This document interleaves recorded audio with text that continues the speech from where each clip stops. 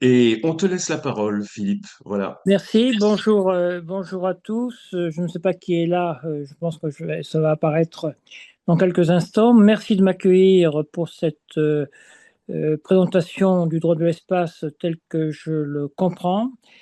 Et je mettrai un sous-titre pour bien préciser le contenu de mon propos.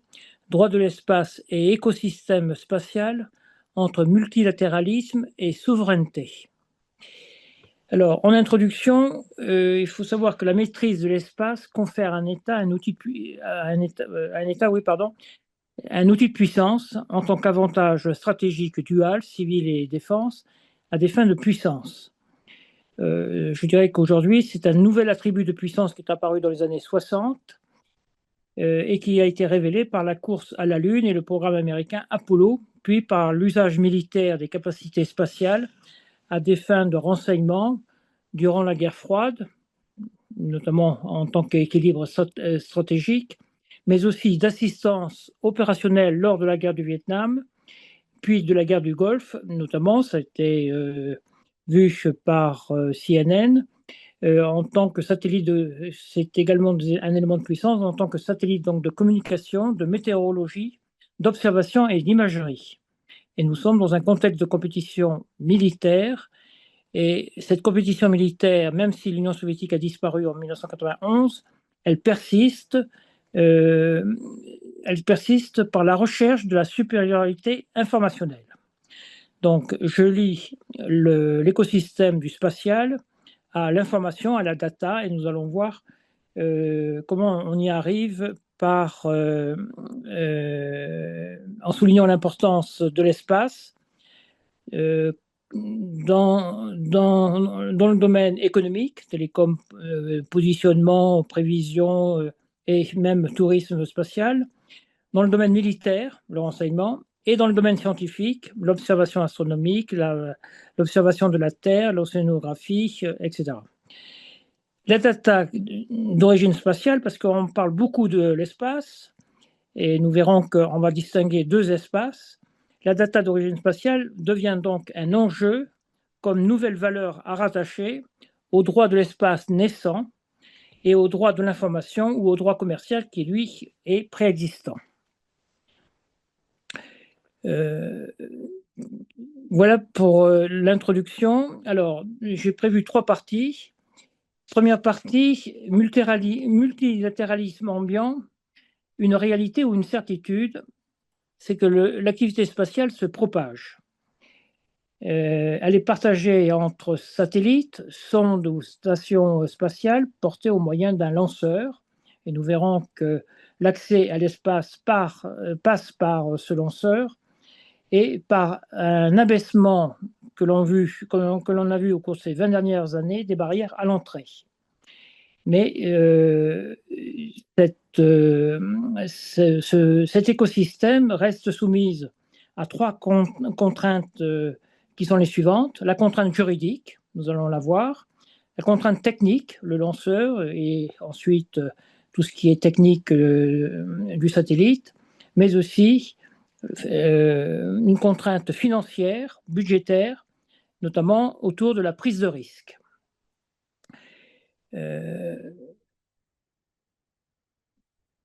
De sorte que cet écosystème spatial relève par sa nature de l'État régalien, avec ses agences publiques à dimension duale, civile et militaire. Ceci se précise depuis le début de l'âge spatial, c'est-à-dire, on peut dire 1957, avec le Sputnik et son fameux bip-bip. L'entrée du secteur privé modifie la relation interétatique. Grâce au progrès technologique et à la démocratisation du numérique, l'activité spatiale devient une source potentielle de revenus à partir des années 1980, et notamment par la commercialisation de services de télécommunications, irrésistiblement rattaché au mouvement de privatisation qui a lieu dans les années 80, je rappelle le Thatcherisme ou la Reagan Economics, notamment dans les télécoms. C'est sous la pression du réseau de l'Internet, avec ses nœuds, avec des services rendus possibles émanant de l'usage des différentes orbites terrestres. Nous allons voir ces différentes orbites, du géostationnaire, c'est-à-dire du géostationnaire aux moyennes ou basses orbites. C'est une privatisation donc, à partir des années 80 qui libère la recherche et développement et donne l'avantage aux premiers venus avant que le cadre international de la gouvernance spatiale, notamment en termes de garantie de sécurité, de durabilité, d'accès équitable, ne s'adapte à ces transformations et soit universellement reconnu.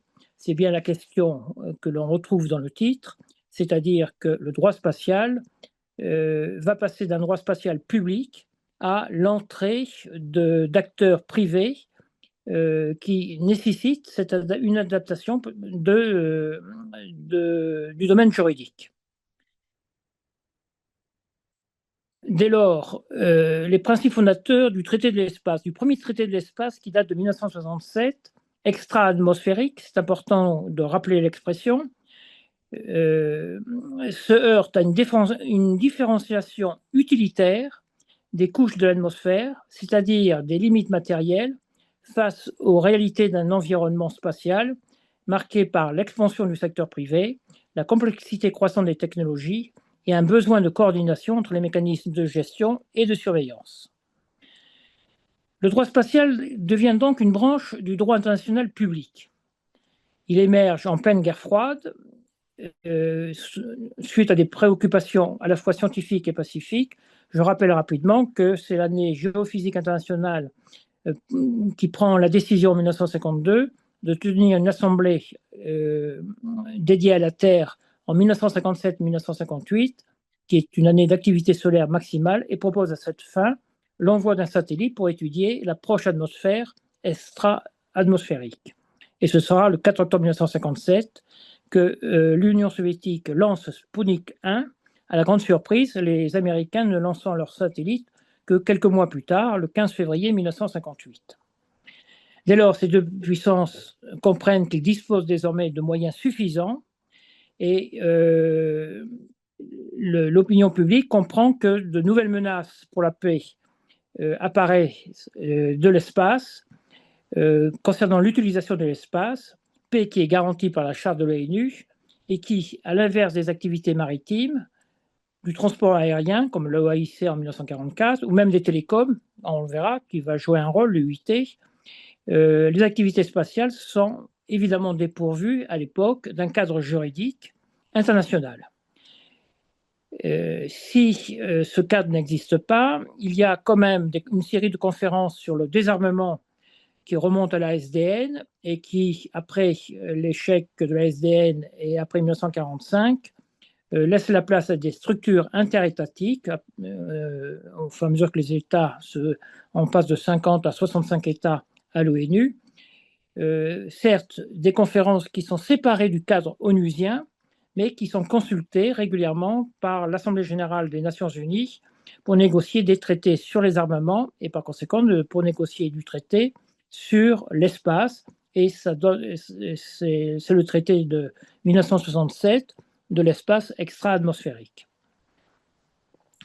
À partir de là, les Nations unies créent un comité chargé de l'espace, le CUPEEA ou le COPUOS en anglais, qui naît en 1959 et qui, entre 1959 et 1967, essaye de rédiger, de mettre sur papier des traités qui visent à réguler l'exploitation de l'espace.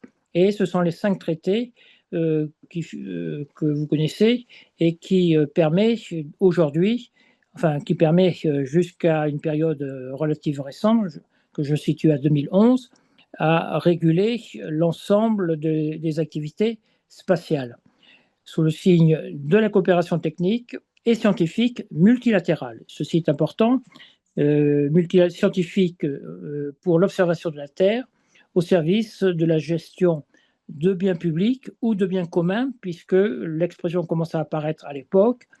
c'est-à-dire qu'avec le multilatéralisme, la notion de bien commun appliquée à l'espace est retenue.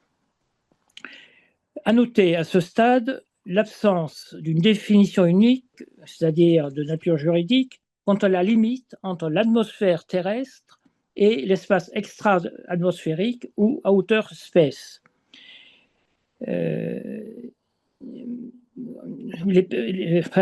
Vous qui appartenez à la 3AF, vous faites bien la distinction entre l'espace aérien et l'espace extra-atmosphérique, mais il n'y a pas de définition juridique à ce stade. Nous verrons que deux finalités sont perceptibles. La définition de l'atmosphère, c'est-à-dire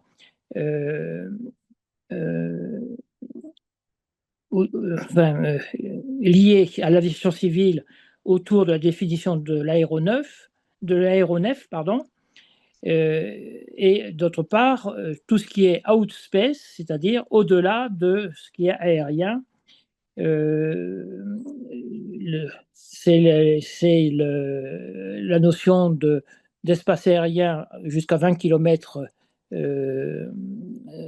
considéré comme l'espace atmosphérique, et puis les notions de basse orbite ou d'orbite géostationnaire qui vont, le géostationnaire va jusqu'à 36 000 km.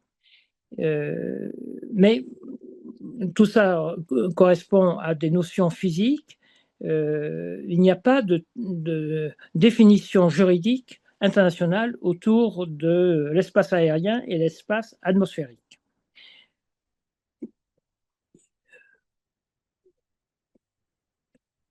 Alors, autre remarque également, c'est la question du trafic spatial. C'est-à-dire les questions de risque de collision ou de pollution orbitale, ce qui revient à peu près au même, et de la gestion des débris spatiaux qui se multiplient de manière exponentielle. Mais la question ne se pose pas encore. Il faut voir également que commence à apparaître dans l'espace une espèce, même si le mot n'est pas utilisé, d'arsenalisation dans les couches géostationnaires, et notamment en termes d'espionnage ou même en termes de tests chinois ou russes de missiles antisatellites ou ce qu'on appelle également de l'antisatellite activity ou l'ASAT, malgré les résolutions de l'ONU, voire aujourd'hui destruction ou neutralisation d'un satellite par laser à haute énergie. Donc il y a le droit international n'aborde pas ces questions-là. Ce qui se dessine à partir, toujours pendant la guerre froide, à partir des années 60-70, c'est une coopération internationale. Alors, est-ce que ça a été encouragé par le traité de 67? Je ne peux pas vous répondre sur cette question, mais ce qui est certain, c'est que le cadre multilatéral du traité de 1967 encourage la coopération internationale. Et vous avez le programme soviétique Intercosmos de 1967 à 1993, symbolisé par un partenariat orbital en juillet 1975 entre le système américain Apollo et le système Soyouz, le vaisseau Soyouz. Puis en 1993, donc après la chute de l'Union soviétique, le programme Shuttle-Mir, qui va durer jusqu'en 1998 et qui se prolonge à bord de la station spatiale ISS, International Space Station, lancée par l'administration Reagan en 1994, c'est-à-dire dans une situation où les États-Unis apparaissent hégémoniques, puisque l'Union soviétique disparaît en 1991, et cette coopération post-guerre froide se poursuit en termes de volabilité, de tests techniques ou scientifiques. Voyons cette coopération internationale comme un cadre multilatéral du traité de 1967. Pour l'instant, il n'y a pas d'acteur privé, ça reste ça reste des relations interétatiques. À travers le programme ISS, cette coopération se poursuit, même avec d'autres agences que l'agence soviétique puis russe, comme l'agence européenne, l'ESA, ou l'agence japonaise, JAXA, ou même canadienne, comme comme l'ACS. Le programme de l'ISS est appelé à rester opérationnel jusqu'en 2030. Il a accueilli 290 astronautes, tout cela géré dans un cadre international du traité de 1967. Or, concomitant à la fin de la guerre froide et suite à l'essor des activités aux services proposés par le secteur privé, lié au mouvement de privatisation, lui succède le programme idyllique Constellation 2004-2010.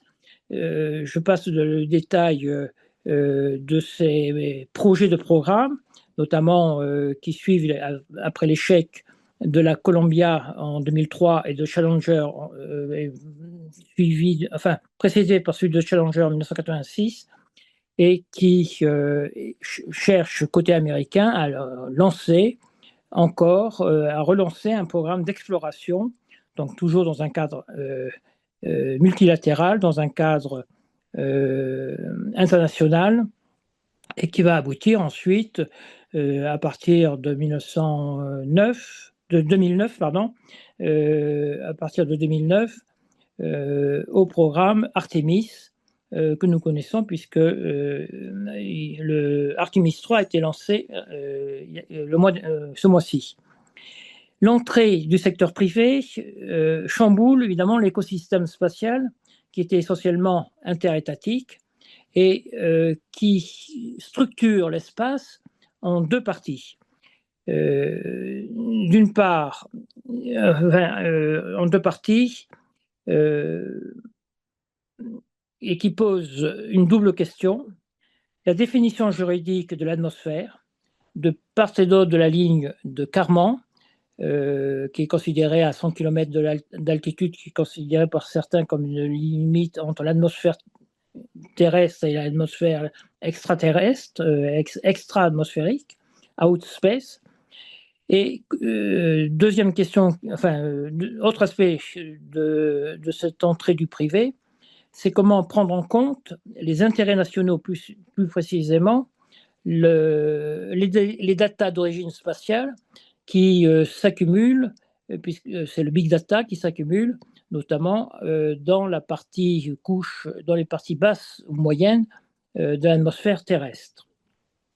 Je rappelle que le terme de big data est un terme qui a été inventé par un ingénieur de la NASA, puisque pendant le programme Apollo, la NASA a accumulé des milliers de données dont ils ne savaient pas encore à l'époque, dans les années 80, quoi faire.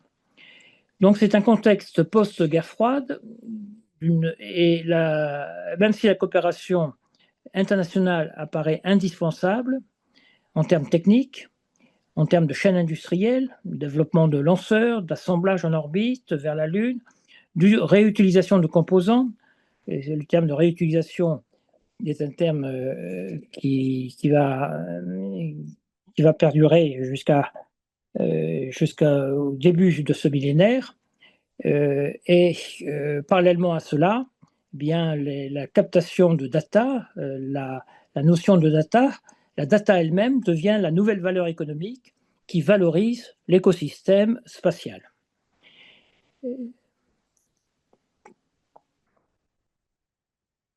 Alors, effectivement, ce qui se passe avec l'entrée des acteurs privés et la course aux lanceurs, hein, puisque nous, Français, nous savons ce que vaut Ariane, c'était la volonté d'accéder d'une manière indépendante, autonome, à l'espace.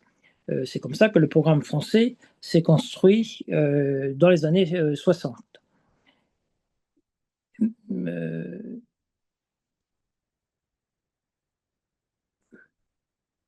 Donc, en fait, l'activité de ces acteurs privés se traduit par l'opposition entre la nécessité d'une autorisation de survol d'un espace aérien souverain, un peu contradictoire avec ce que dit le traité de l'espace de 1967, c'est-à-dire la liberté d'accès à l'espace.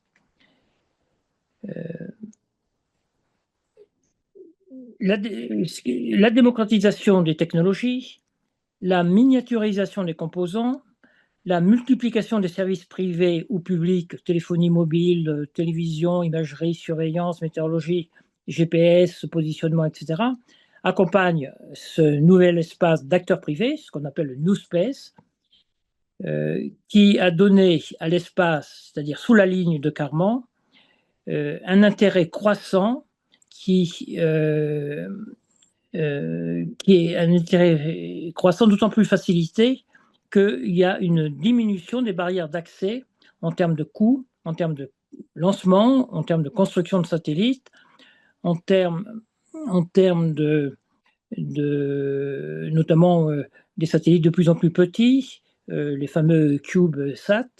Mais il y a également une persistance de contraintes, notamment la puissance embarquée,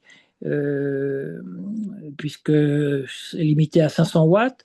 La question de la résistance des puces électroniques soumises aux radiations et également la limite de la bande passante. Tout ça sont des contraintes sur lesquelles se penchent les acteurs privés, au point qu'aujourd'hui, on parle même à propos de données, de centres de données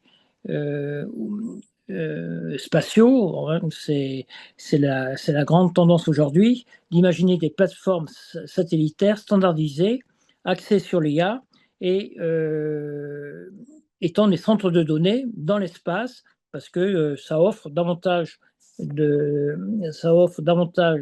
de facilité. Je reprends un article qui est paru ce matin. Les projets de centres de données dans l'espace sont-ils fous?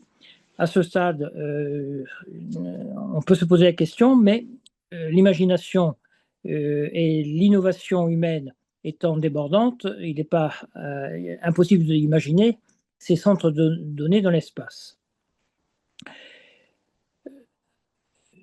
Si je fais un premier point, il y a donc deux mondes de l'espace qui apparaissent avec les acteurs privés. Et par conséquent, les applications juridiques doivent s'adapter. Et ces applications juridiques, ce droit spatial, doit s'adapter et diffère selon l'utilité qui est donnée à l'espace. Certains États préparent en termes d'appropriation et d'exploitation de ressources spatiales un cadre juridique qui diffère du traité de 1967. On peut déceler différents espaces et par conséquent nécessiter peut-être d'avoir un cadre juridique plus adapté. Il y a le proche de la Terre, partagé entre l'espace aérien, évoqué tout à l'heure, soumis à la juridiction d'un État en tant qu'espace souverain qui obéit à des règles de droit international, gérées par l'OAIC, généralement limité à 20 km d'altitude, et l'espace atmosphérique entre orbite basse et orbite géostationnaire. Mais on peut se poser la question si ça n'inclut pas la Lune, qui est notre satellite naturel le plus proche, mais à près de 380 000 km,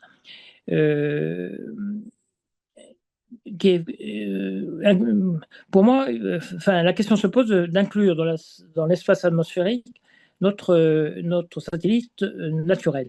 Et puis, il y a le Deep Space, concrétisé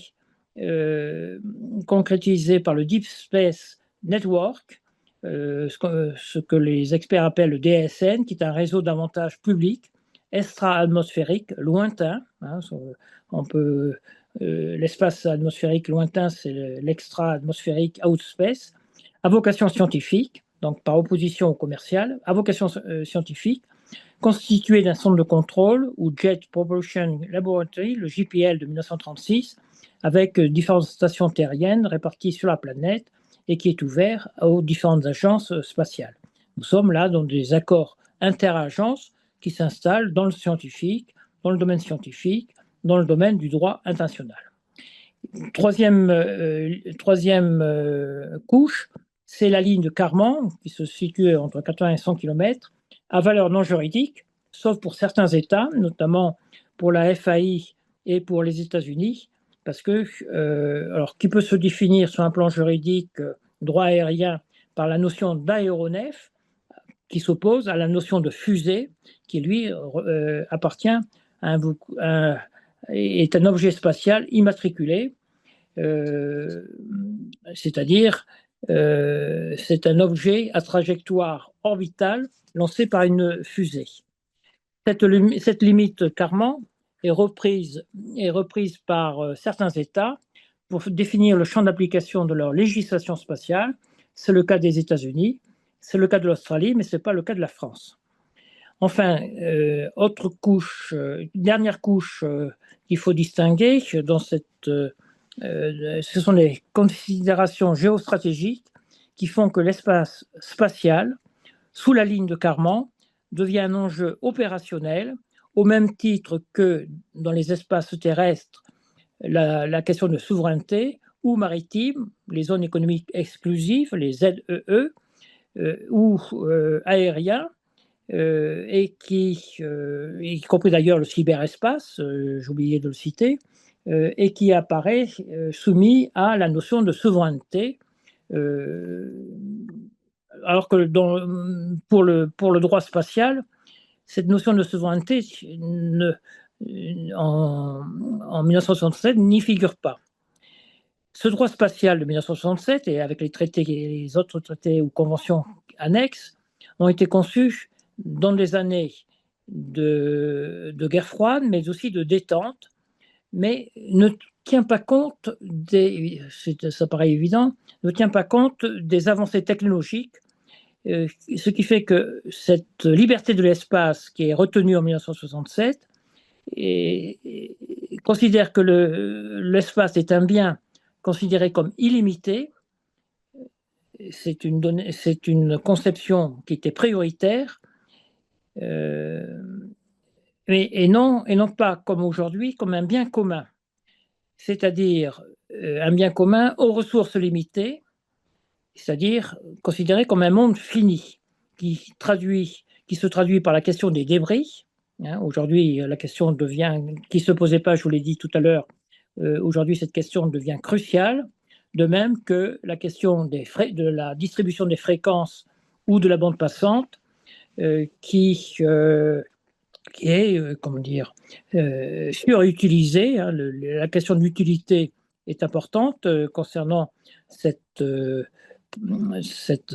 questions juridiques, au point que est-ce qu'il ne faut pas parler d'un certain malthusianisme à appliquer aux activités spatiales, notamment en imposant des quotas en termes de lancement, ou des obligations de space recyclage, comme on peut le voir dans l'énergie, dans le domaine énergétique, pour les centrales nucléaires ou pour les éoliennes. C'est-à-dire qu'après la fin de vie satellitaire, afin d'éviter la pollution des débris, eh bien, on oblige les acteurs spatiaux à envisager le recyclage en fin de vie de tel ou tel satellite. Donc, en résumé, dans cette première partie, les traités ou conventions de l'espace reposent avant tout sur la liberté de l'espace et son accès vu sur un plan étatique. Sur un plan étatique, alors, je veux dire par là que les acteurs privés qui apparaissent avec les évolutions de diminution de coûts d'accès à l'espace se trouvent obligés de se rattacher à un État. C'est un peu comme le cyberespace. Il ne faut pas voir le cyberespace comme l'espace comme quelque chose de virtuel. Il y a du matériel, il y a une localisation de ce matériel, et par conséquent, il y a un aspect juridique qui apparaît concernant la localisation de ce matériel. Et dans l'espace, la responsabilité des activités des acteurs privés reste soumise à l'autorisation de l'État, puisque c'est le principe de base qu'on a retenu, c'est que l'État est juridiquement responsable des dommages causés par la chute d'un objet spatial. Alors, est-ce qu'il faut y voir un paradoxe dans le droit international public, c'est-à-dire les 5 traités ou conventions, qui introduit l'accès libre à l'espace, la nécessaire coordination, gestion commune des enregistrements des objets spatiaux, ou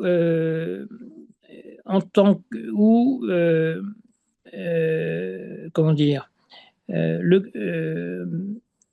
le caractère limité tel que je l'ai défini dans l'usage des couches basses, alors que le caractère illimité était vu par les experts. Il y a pour moi, si vous voulez, une espèce de contradiction entre ce droit international public, la nécessité d'une coordination que l'on voit en termes de sécurité, de responsabilité des États, et puis, par ailleurs, cette nouvelle valeur qui dépend du spatial et qui elle-même apparaît illimitée, puisque le big data grossit parallèlement à la numérisation de la société et parallèlement à la multiplication de satellites autour de notre Terre.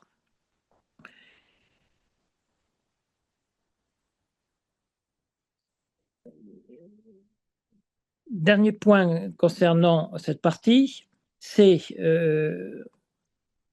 l'entrée en matière de la République populaire de Chine. Je ne dis pas la Chine parce que je préfère utiliser le terme de République populaire de Chine comme Union soviétique pour la partie de la Russie hantée 1991, qui devient la République populaire de Chine devient en 1970 la cinquième puissance spatiale et apporte une entorse à ce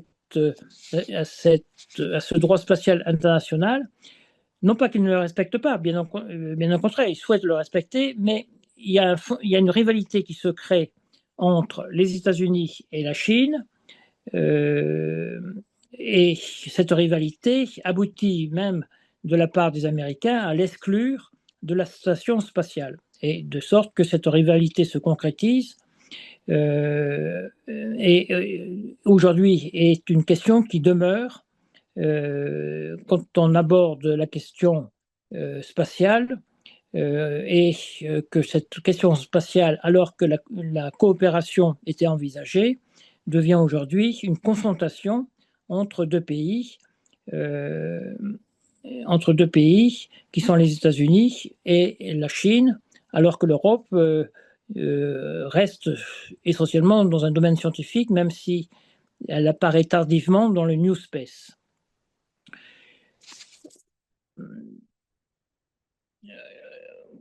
Donc, en conclusion, on a bien deux modèles, deux modèles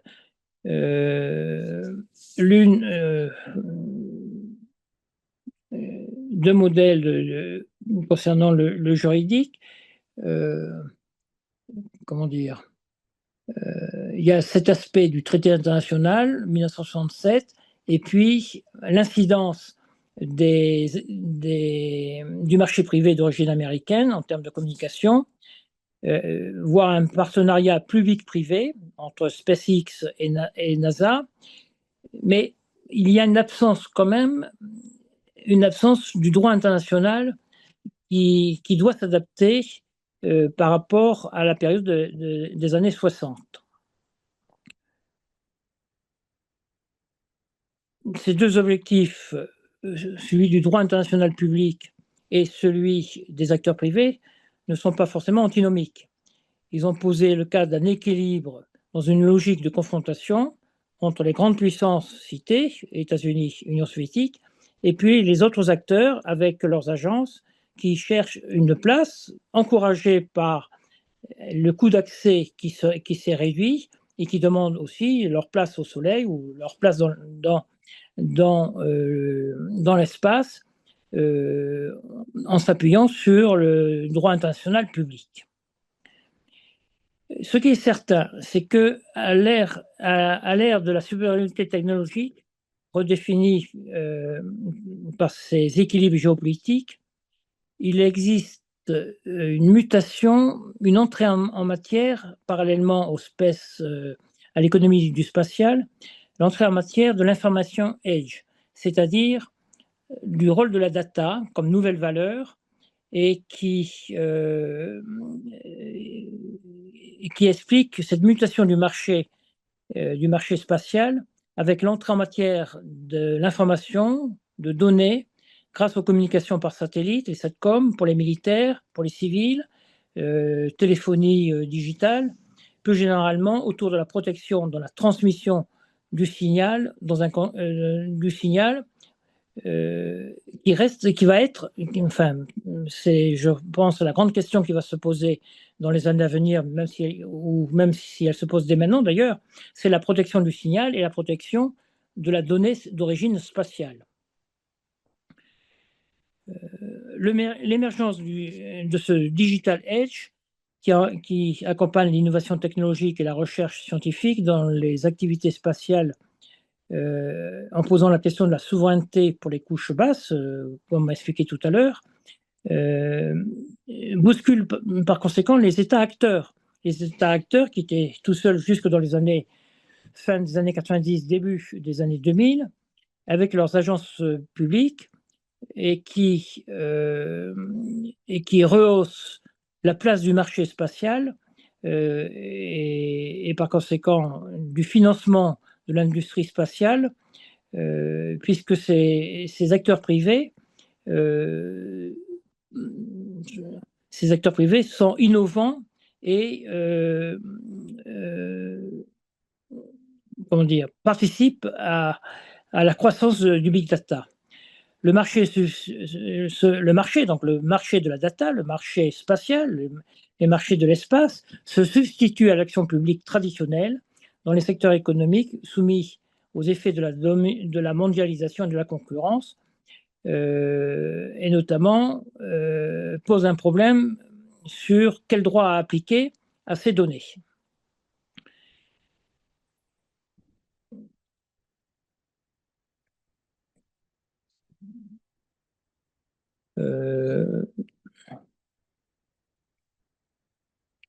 Donc, ce nouvel aspect modifie le modèle opérationnel décrit ci-dessus et oblige à renforcer les infrastructures satellitaires face aux enjeux stratégiques actuels. C'est la question de la protection, c'est la question de la protection des données d'origine spatiale, c'est la question de la distribution de la bande passante, on l'a vu tout à l'heure, je me suis branché, c'est qu'il ne faut pas trop abuser de la bande passante.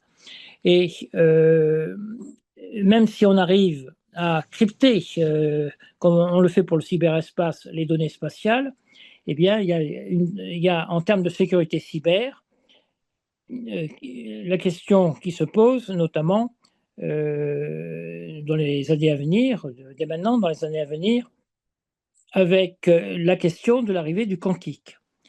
Il y a donc une nécessité de protéger les composants d'un satellite et son usage, puisque les données vont être recherchées, espionnées, voire peut-être manipulées. Ce qu'il faut bien voir, c'est que l'économie spatiale se transforme aujourd'hui comment dire, non pas uniquement en objet spatial que l'on voit dans l'espace, en tout cas dans le proche espace, mais par l'effet, par les services que ces objets spatiaux, les satellites, par les usages de ces satellites en termes de communication, en termes de data. Autrement dit, on voit bien que le développement du droit spatial est appelé à évoluer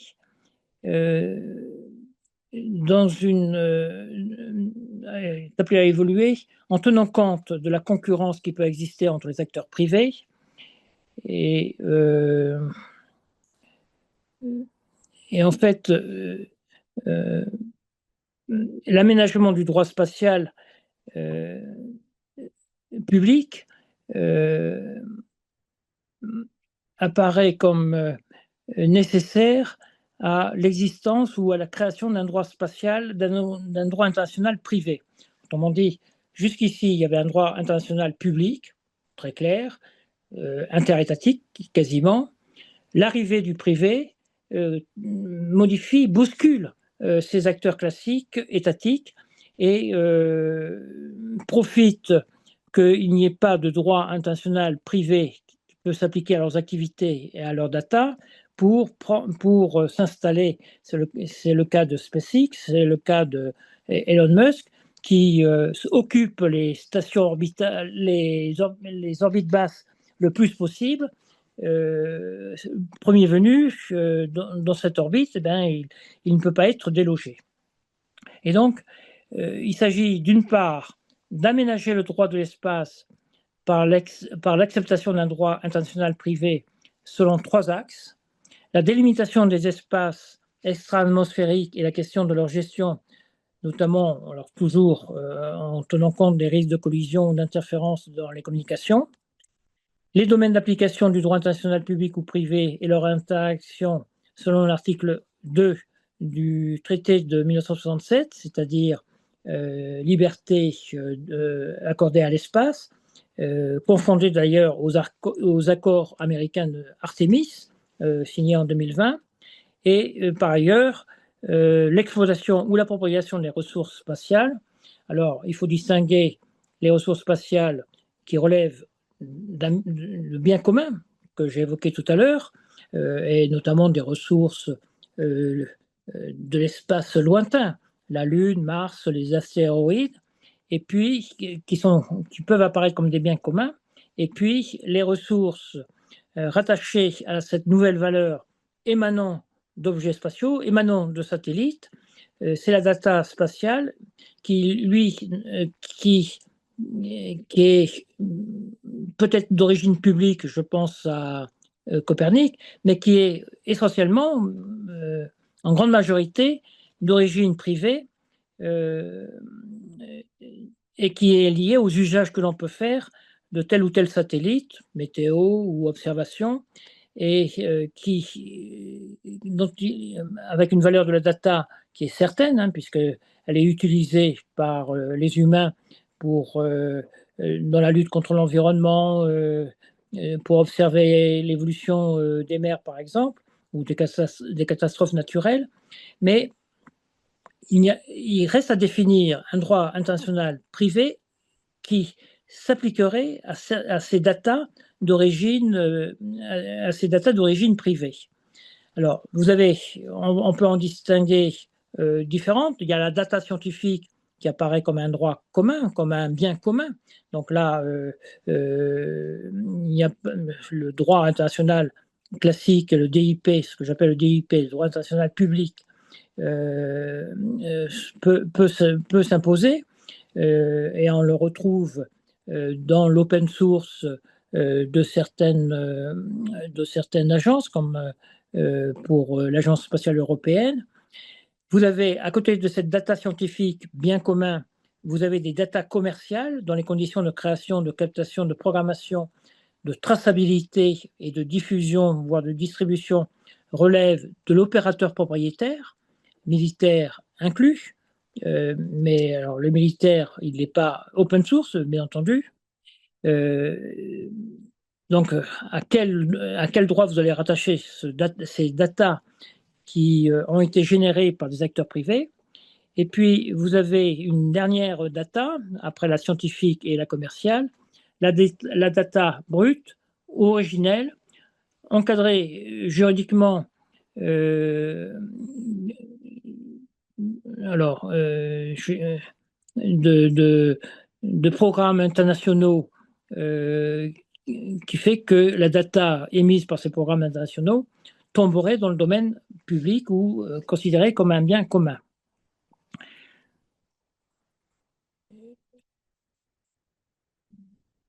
Alors, il me reste, oui.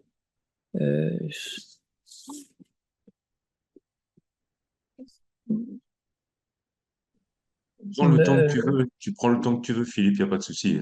Oui. C'est-à-dire que ce que je voudrais, peut-être que je vais peut-être laisser euh,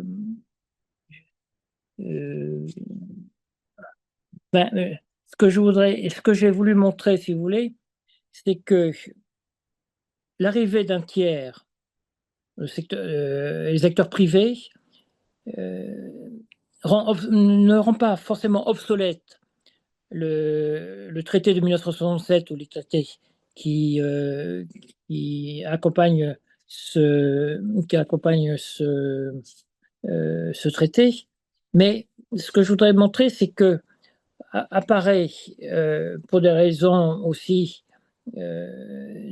enfin, de rivalité et de confrontation, il se pose la question de l'hégémonie ou de la supériorité informationnelle qui apparaît aujourd'hui.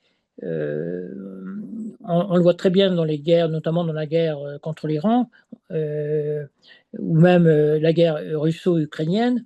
On voit bien que la supériorité informationnelle donne un avantage à un État.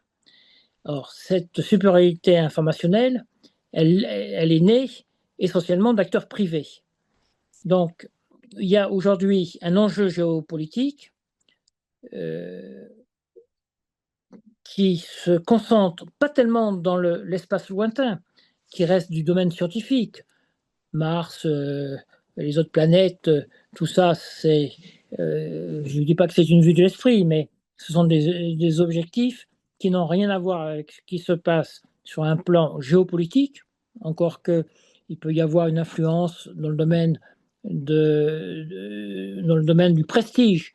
Euh, il est mettre le drapeau sur la Lune, ça a été un phénomène en juillet 69 que nous avons peut-être tous vécu, ceux qui écoutent, et qui fait partie de ce prestige américain. Mais ce que je voudrais dire, ce qu'il faudrait retenir de ces propos, c'est que dans l'économie spatiale, il y a deux modèles économiques désormais.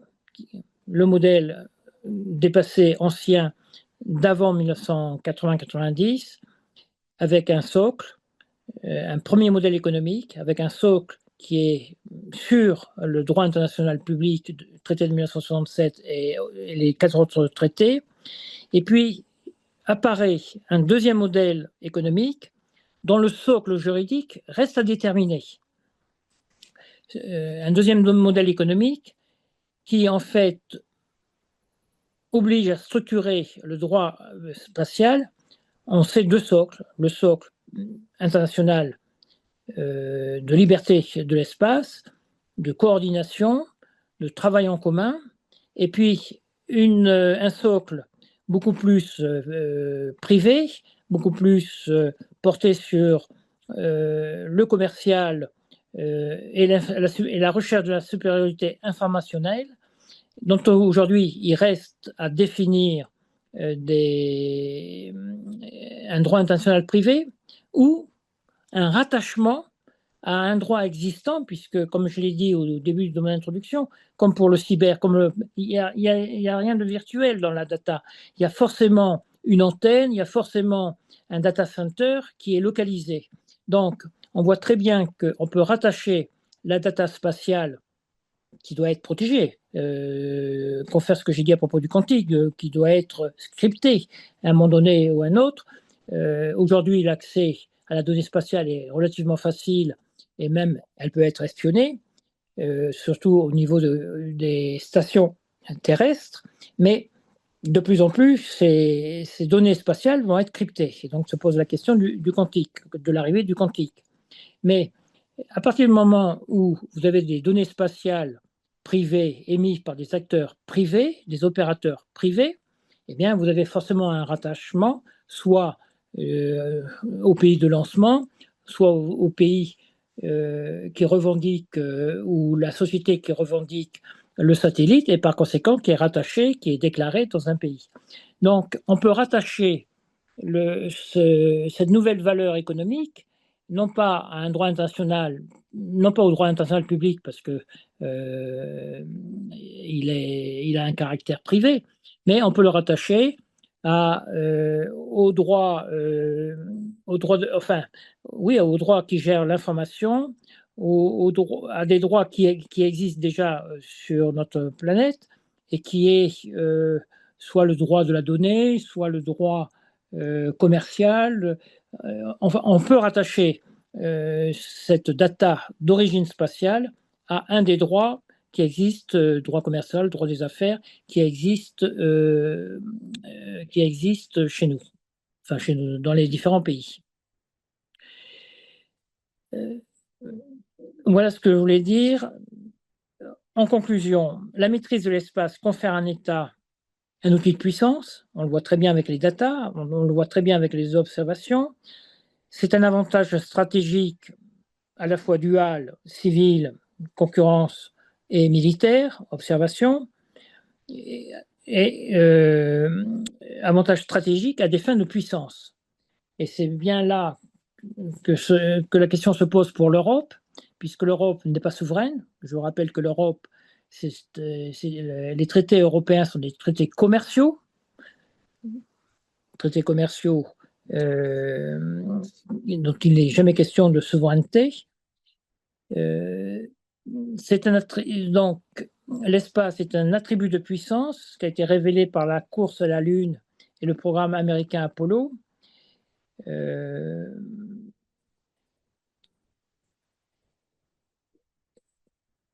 L'espace joue un rôle important. L'espace va jouer un rôle de plus en plus important dans les domaines économiques, télécom, positionnement, GPS, bon, déjà évoqué. Comme attribut de puissance, notamment en termes de renseignement. Attendez.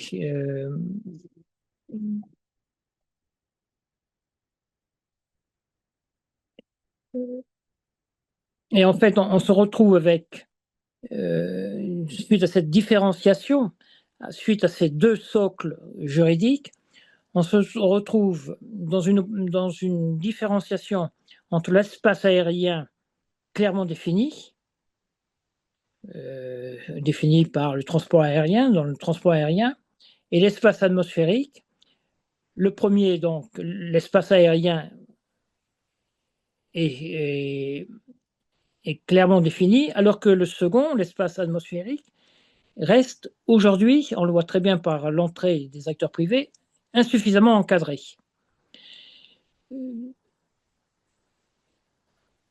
Et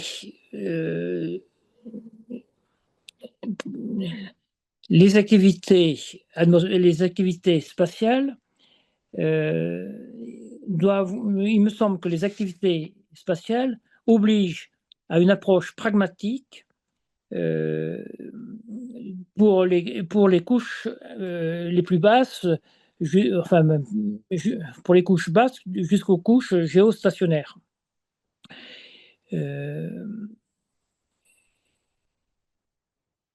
Et c'est là où on peut rattacher à tel ou tel droit terrestre cette approche pragmatique. En fonction de l'utilité, le mot utilité, j'ai utilisé 2 ou 3 fois dans ces propos, l'utilité va créer le droit, me semble-t-il. Et de plus en plus, enfin, me semble-t-il, il faut que tout ceci soit bien perçu, parce que la baisse des coûts va se multiplier. Je crois que ça a été divisé par rapport au programme Apollo. Je pourrais donner les chiffres dans le papier que vous enverrez, Patrick.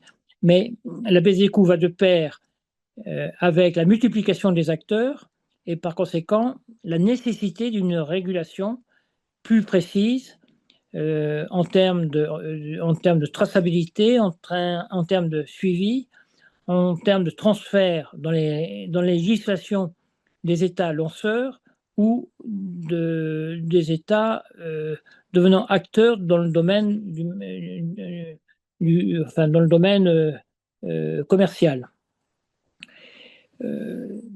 N'empêche que l'esprit de détente ou de coopération internationale, il est difficile d'imaginer ce que cela peut être entre les États-Unis et la République populaire de Chine, mais On a bien vu que pendant la guerre froide, la première guerre froide, eh bien, il y a eu, la coopération est née finalement par pragmatisme et par souci de d'éviter de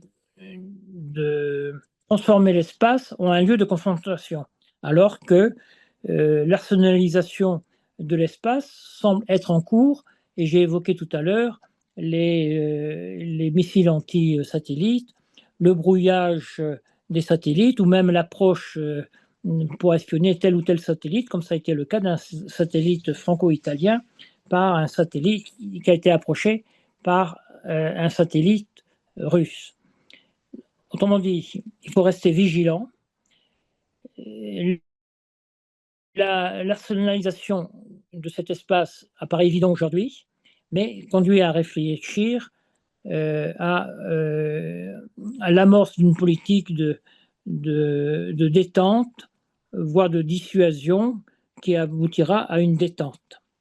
L'économie spatiale intervient dans une caractéristique très actuelle auquel le droit spatial doit s'adapter, c'est l'immédiateté de l'action avec un temps de latence très important dans le spatial, exigé toujours plus réduit au point de défier les capacités d'analyse humaine et en conséquence de faire appel à l'IA, d'où ces projets de centres de données dans l'espace.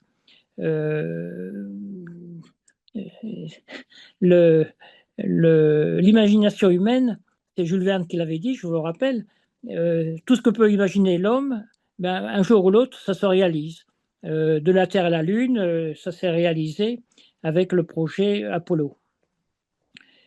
Euh,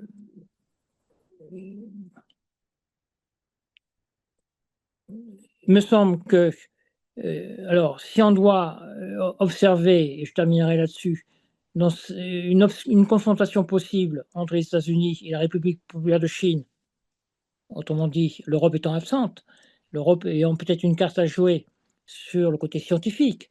Et c'est la carte que l'Europe a cherché à jouer jusqu'à une période relativement récente, quand l'Europe a finalement compris que la défense devient un enjeu européen.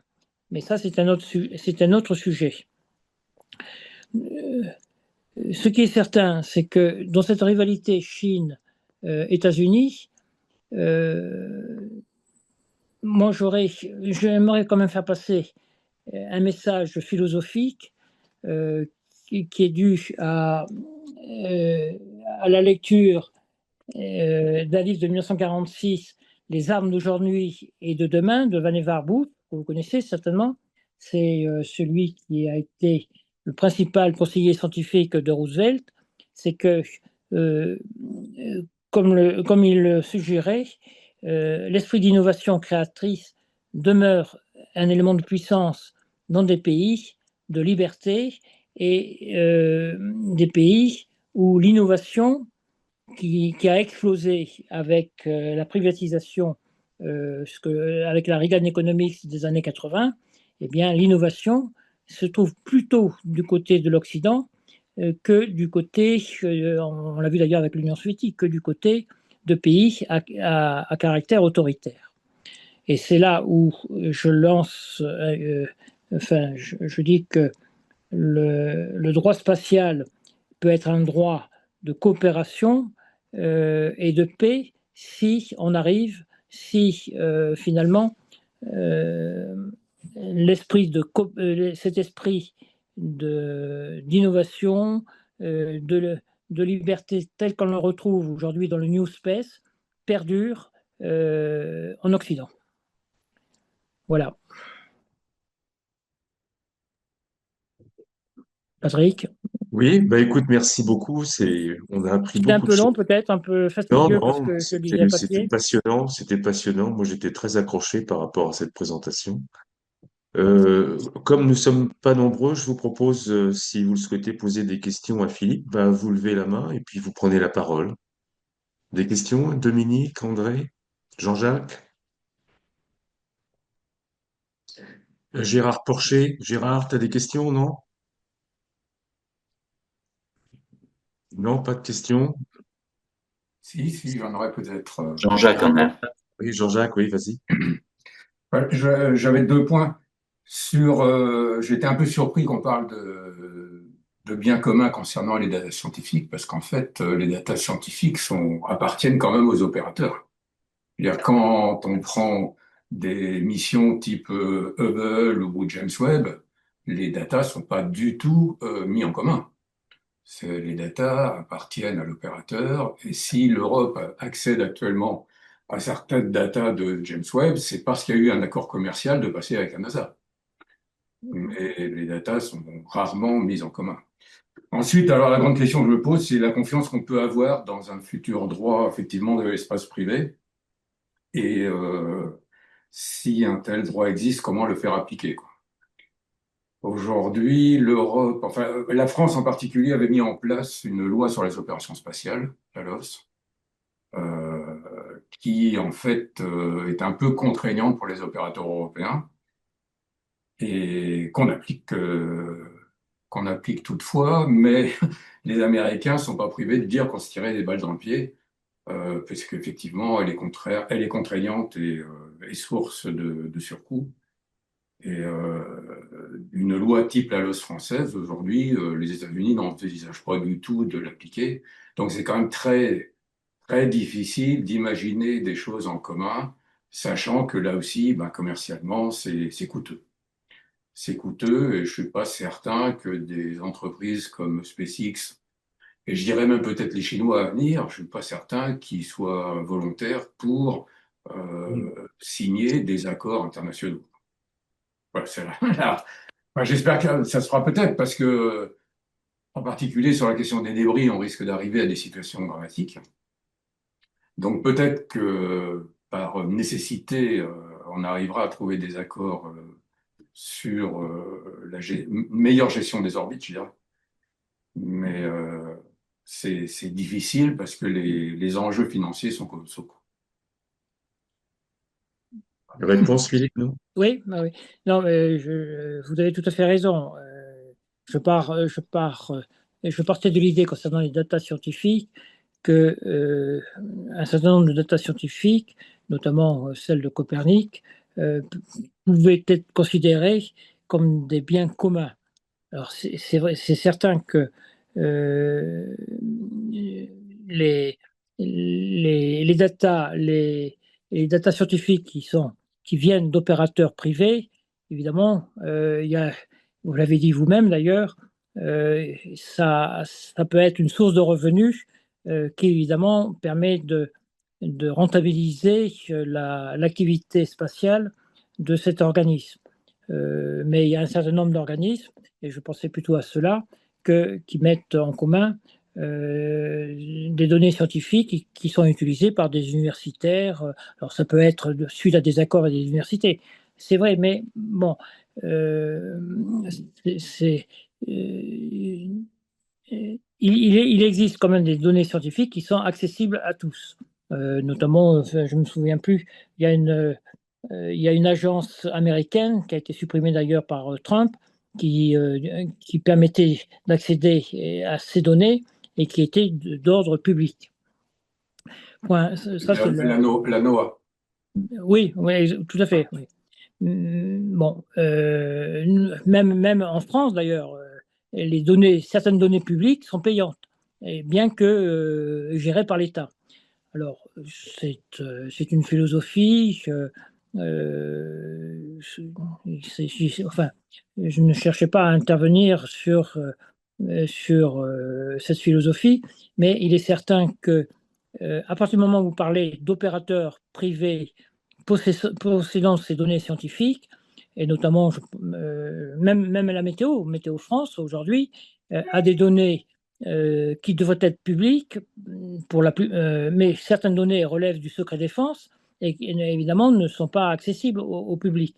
Donc c'est là où on voit qu'il y a un partage entre l'espace bien commun et bien commun tel défini par le traité de 67 et l'espace créateur de richesses, nouvelle richesse des nations, créateur de richesses, mais payante, qui relève du commercial. Et donc, qui dit commercial, bien, dit payant.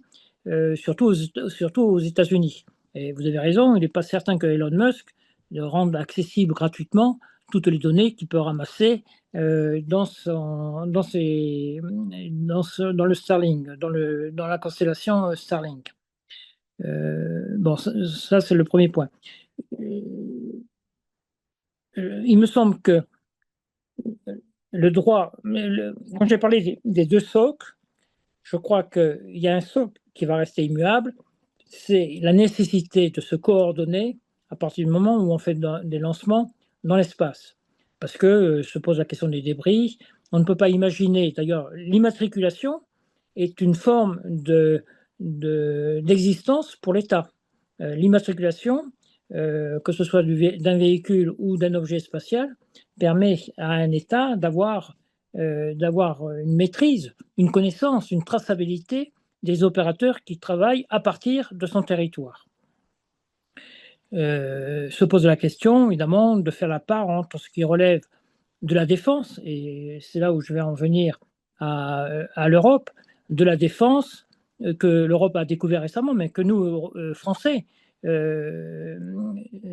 avons une culture stratégique qui est bien supérieure à celle de l'Union européenne, puisque l'Union européenne n'a pas de culture stratégique. Elle ne l'a découvert qu'il y a 2 ou 3 ans.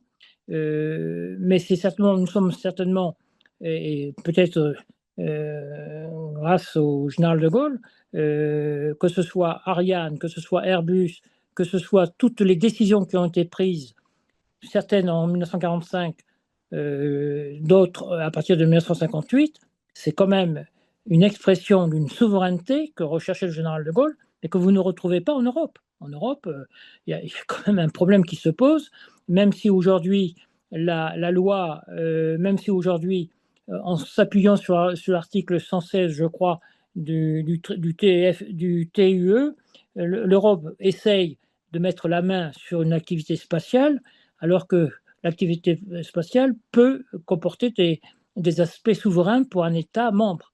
Donc il y a une contradiction flagrante dans ce domaine-là. D'ailleurs, dans le domaine de la défense, l'Union européenne n'a aucun droit. L'Union de la défense, Madame von der Leyen peut s'agiter, mais en termes de défense, aucun traité, et c'est rappelé régulièrement dans les conclusions du Conseil exécutif, rappelle que la défense ne relève pas de la Commission européenne. Donc on est là sur des datas concernant les datas militaires, quelque chose qui est essentiellement souverain. Quant à la LOS de 2008, avec des précisions techniques données par le CNES, puisque c'est le CNES qui a été désigné pour gérer la LOS, et notamment les dossiers de déclaration d'acteurs, elle peut être une référence pour les autres pays, européens ou non européens. Pour moi, la LOS ne doit pas s'inscrire dans un règlement européen qui serait destructeur parce que trop normatif. Enfin, elle s'applique quand même à tous les opérateurs de lancement qui voudraient lancer de Guyane, puisque la Guyane est un territoire français. Oui, à cause de la responsabilité qui repose sur l'État français à partir du moment où un objet spatial est lancé. Absolument.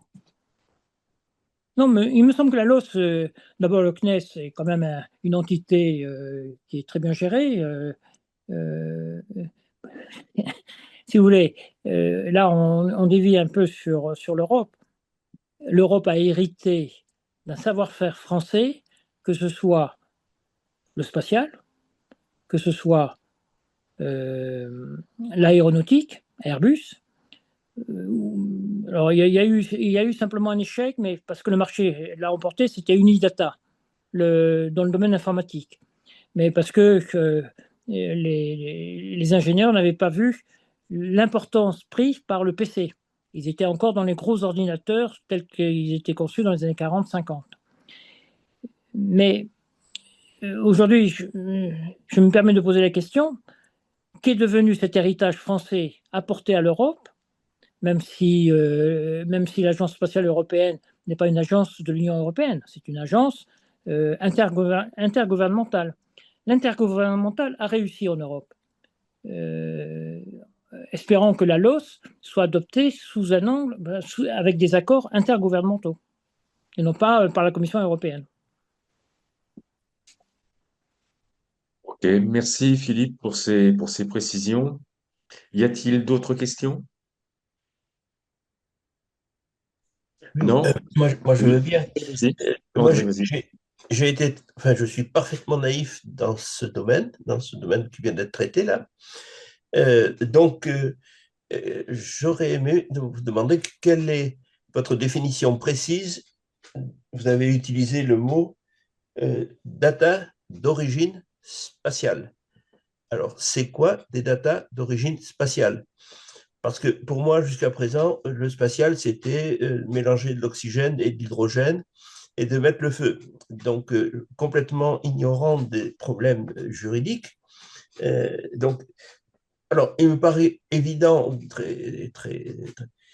oui, évident que il y a des données qui viennent de l'espace qui sont, par exemple, d'aller regarder le Soleil et d'aller chercher s'il a une éruption ou s'il n'a pas une éruption. Bon, ça, c'est effectivement des choses qui sont euh, tout à fait imaginables de l'espace. Mais vous parlez également de données qui viennent de l'espace, mais qui sont jamais que des coups de téléphone, par exemple, qui ont été émis à droite et qui retombent à gauche. Est-ce que ça, c'est des données spatiales? Parce que voilà. Qu'est-ce que vous mettez exactement dans les données d'origine spatiale? Et la question subsidiaire, c'est est-ce que ça vous pose des gros problèmes juridiques de dire que oui, l'État qui a lancé, dont dépend le satellite, le lancement du satellite, que celui-là a une propriété sur le satellite et sur ce qu'il produit, est-ce qu'il n'y a pas moyen d'avoir des parallèles entre ce qui se fait dans l'espace et par exemple ce qui se fait en matière de navigation maritime? Lorsqu'on met un bateau dans l'eau, on lui a mis une immatriculation française, il va aller se promener à droite à gauche, il va transporter des matériels. Est-ce qu'on se pose des questions sur la propriété du pétrole qu'on transporte à droite ou à gauche? Oui. Alors, je prendrai un exemple. C'est l'exemple des données venant des constellations. Je vais prendre deux exemples, pardon.